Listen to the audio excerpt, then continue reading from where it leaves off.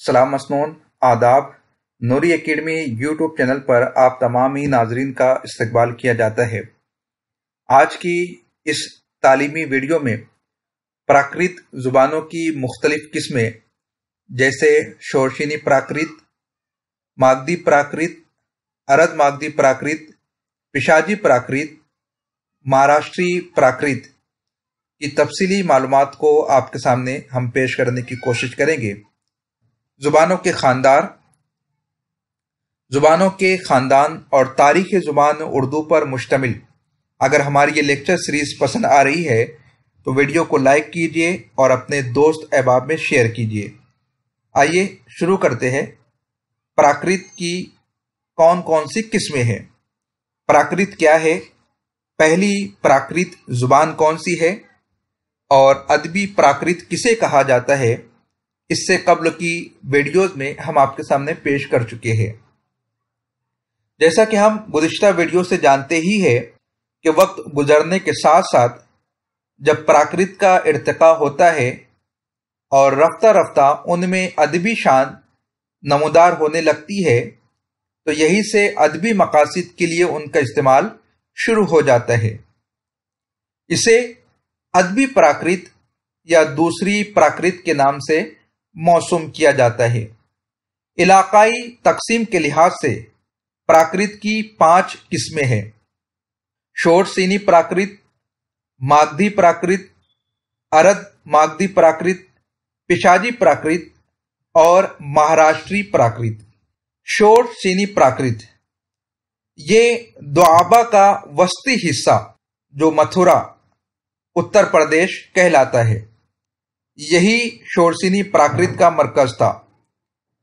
संस्कृत के गहरे असरात इस प्राकृत पर पड़े थे क्योंकि अहल सरबत या अशराफिया ने यहाँ संस्कृत के जवाल के बाद अगर किसी प्राकृत को मुंह लगाया था तो यही शोरसीनी प्राकृत थी। इसके कदीम नमूने संस्कृत नाटकों और ड्रामों में मिलते हैं।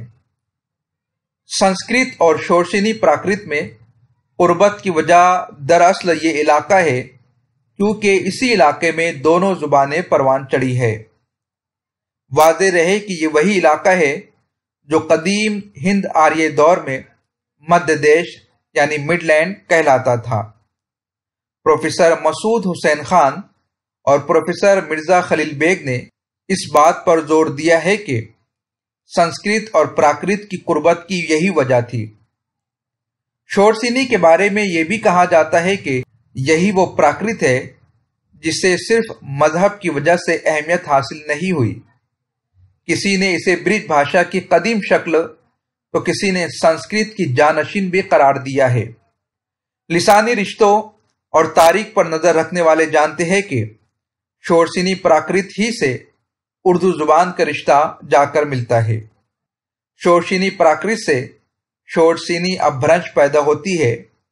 शोरसीनी अपभ्रंश के खात्मे के बाद ही देहली और नवाए देहली की वो बोलियां पैदा होती है जिन्हें ग्रीरसन ने मगरिबी हिंदी की बोलियों से ताबीर किया है, जिनमें एक खड़ी बोली भी है जो उर्दू जुबान की अस्ल करार पाती है।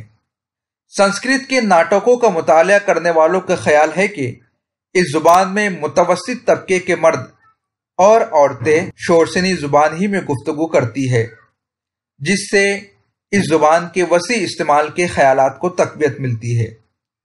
अब आइए दूसरी प्राकृत यानी मागधी प्राकृत के हवाले से कुछ बातें समाअत कर ले।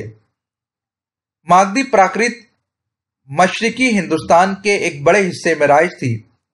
हालांकि जुबान का मरकज जुनूबी बिहार का इलाका मगध था। आर्याओं के मरकज जिसे खास तहजीबी हैसियत हासिल थी, ये इलाका उससे काफी दूर था।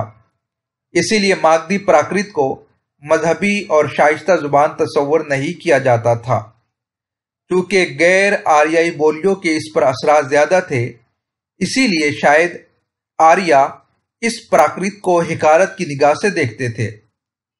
प्रोफेसर मसूद हुसैन खान का ख्याल है कि मागधी प्राकृत उस वक्त आर्य जुबान के फैलाव की मशरिक में आखिरी हद थी। कदीम हिंद आर्य दौर में یہی علاقہ پراچے بولی کا تھا۔ اس علاقے کے بارے میں کہا جاتا ہے کہ یہاں اہم بولیوں کی بعض آوازوں کا تلفظ بگاڑ دیتے تھے۔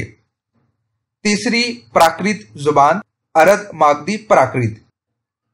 ارد ماگدی کے لغوی معنی آدھی ماگدی کے ہوتے ہیں۔ شورسینی پراکرت اور ماگدی پراکرت کے درمیان کا علاقہ ارد ماگدی کہا جاتا ہے۔ یہ علاقہ بہار سے الہ آباد تک پھیلا ہوا تھا۔ مارکنڈے کا خیال ہے کہ شورسینی پراکرت اور ماگدی پراکرت کے میل سے ارد ماگدی پراکرت بنی ہے، جبکہ گریرسن شورسینی اور ماگدی کے درمیان ارد ماگدی کو ایک عبوری شکل قرار دیتا ہے۔ پروفیسر مسعود حسین خان نے لکھا ہے کہ موجودہ بہاری اور مغربی ہندی کی آمیزش سے یہ بنی ہے۔ جو لوگ اسے پراکرتوں میں سے ایک قدیم پراکرت قرار دیتے ہیں، انہوں نے جین مت کی تبلیغ و اشاعت میں اس زبان کے اہم کردار کی طرف اشارہ کیا ہے۔ اس کی ایک وجہ یہ بھی ہے کہ جین مت کی ابتدائی مذہبی تصانیف ارد ماگدی پراکرت میں ہی ملتی ہے۔ قدیم پراکرت ہونے کی ایک وجہ یہ بھی ہے کہ مہاویر جین نے جس زبان میں اپنی مذہبی تعلیمات کو عام کیا وہ دراصل ارد ماگدی پراکرت ہی کی قدیم شکل تھی۔ مالدار طبقہ خصوصاً شاہی محلوں میں بولی جانے کی وجہ سے اسے مہذب اور ترقی یافتہ زبان قرار دیا جاتا ہے۔ اپنی بعض صوتی خصوصیات کی وجہ سے بھی اسے امتیاز حاصل ہے۔ اگلی پراکرت پشاچی پراکرت۔ سنسکرت میں پشاچ بھوت کو کہتے ہیں۔ عوام میں اگرچہ یہ بھوت پریت کے نام سے مشہور ہے، مگر فی الواقع ایسا نہیں ہے۔ اس لفظ کے ایک معنی کچا گوشت کھانے والا بھی بتایا جاتا ہے۔ یہ پراکرت پنجاب اور کشمیر میں بولی جاتی تھی۔ کسی بڑی ادبی تصنیف کا سراغ اس میں نہیں ملتا، بلکہ بعض ماہرین یہ کہتے ہیں کہ اس میں ادبی تصنیف کا فقدان ہے۔ اس کے بارے میں ایک خیال یہ بھی ہے کہ یہ ہند آریائی زبان نہیں ہے، کیونکہ اس میں ایرانی زبانوں کے بعض اثرات شامل ہو گئے ہیں۔ گریرسن کے مطابق یہ پراکرت نہیں ہے، بلکہ سنسکرت کی ایک ہم عصر قدیم بولی ہے۔ سنسکرت تو ادبی زبان کی حیثیت اختیار کر گئی، مگر یہ بول چال کی پست زبان کے طور پر رائج رہی، اور اسی سے بعض دوسری زبانیں یا بولیاں بنی۔ پراکرت عہد کے مشہور قواعد نویس وروچی نے جن 4 پراکرتوں کا ذکر کیا ہے ان میں پشاچی بھی شامل ہے۔ ان کی فہرست میں مہاراشٹری، پشاچی، ماگدی اور شورسینی شامل ہے۔ گریرسن نے پشاچی زبان کی 2 شکلوں کا ذکر کیا ہے، ایک تو خالص اور دوسری ملی جلی یعنی مخلوط۔ خالص کی 7 شکلیں اور مخلوط کی 4 شکلیں تسلیم کی گئی ہے۔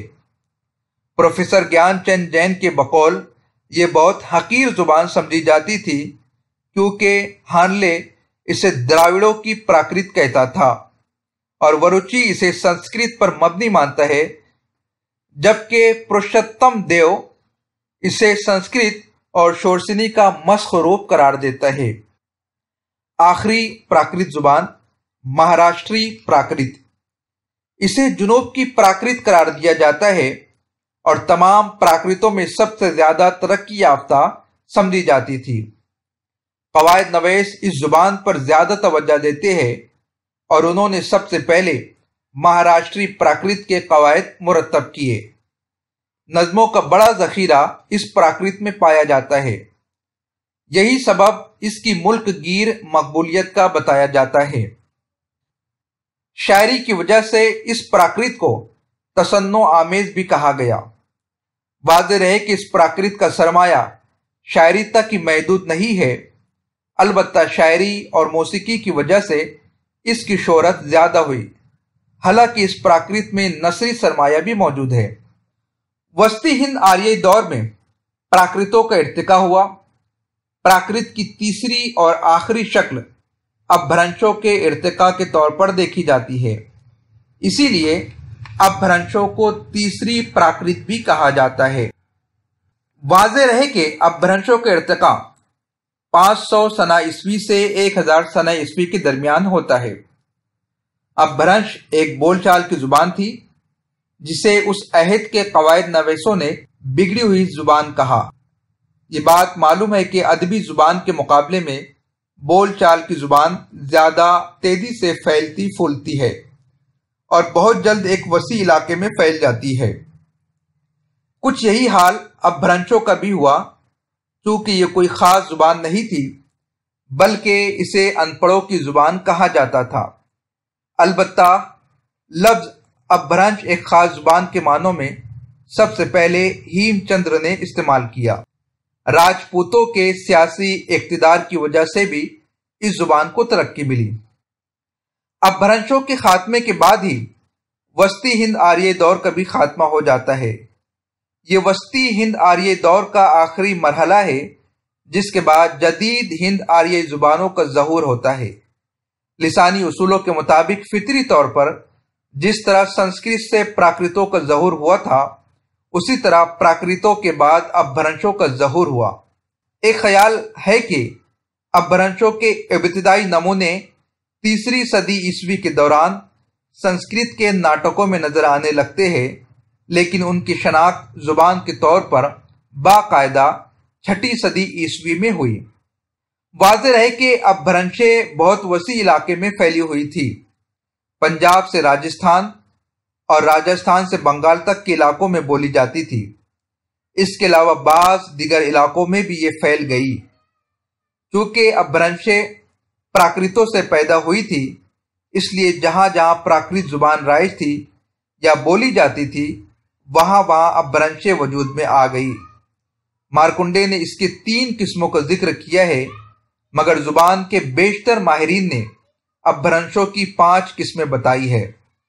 शोरशीनी अपभ्रंश, मागधी अपभ्रंश, अरद मागधी अपभ्रंश, महाराष्ट्री अपभ्रंश, शुमाल मगरबी अपभ्रंश। शुमाल मगरबी अपभ्रंश 2 जुमरों में तकसीम है। 1000 ईस्वी में अपभ्रंशों का खात्मा हो जाता है। इसके बाद शुमाली हिंदुस्तान में तरह तरह की बोलियां सर उठाने लगती है। यहीं से जदीद हिंद आर्य जुबानों की तारीख शुरू हो जाती है। अगली वीडियो में जदीद हिंद आर्य जुबानें, मशरकी हिंदी की बोलियां, मगरबी हिंदी की बोलियां, इस हवाले से मालूमात हम आपके सामने पेश करेंगे। आपसे गुजारिश है चैनल को सब्सक्राइब कीजिए, बेल आइकन को क्लिक कीजिए, वीडियो को खास तौर पर लाइक और शेयर जरूर कीजिए। मिलते हैं अगली वीडियो में। खुदा हाफिज।